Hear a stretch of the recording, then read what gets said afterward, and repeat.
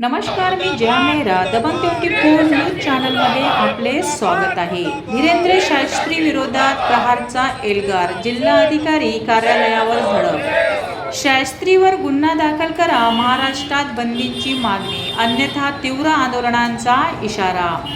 अमरावती प्रहार जनशक्ती पक्षातर्फे धीरेंद्र शास्त्री यांनी छत्रपती शिवाजी महाराज यांच्याबाबत केलेल्या कथन वादग्रस्त वक्तव्यांचा तीव्र निषेध नोंदविण्यात आला।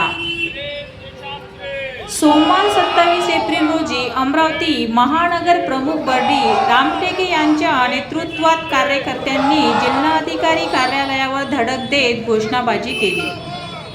यावेळी कार्यकर्त्यांनी समाजात थ्रेट निर्माण करणारे व महापुरुषांचा अपमान करणारे विधान शास्त्री यांनी केलेला आरोप करत संताप व्यक्त केला। धीरेंद्र शास्त्री यांना महाराष्ट्रात बंदी घालावी अशी ठाम मागणी प्रहारच्या वतीने करण्यात आली। दरम्यान अमरावतीचे पोलीस आयुक्त यांना निवेदन सादर करून शास्त्री यांच्या विरोधात गंभीर स्वरूपात गुन्हा दाखल करण्याची मागणी करण्यात आली। संबंधितावर कठोर कलमे लावून तात्काळ कारवाई न झाल्यास प्रहार जनशक्ती पक्षांच्या वतीने आणखी तीव्र आंदोलन छेडण्यात येईल असा इशारा पदाधिकारी व कार्यकर्त्यांनी दिला।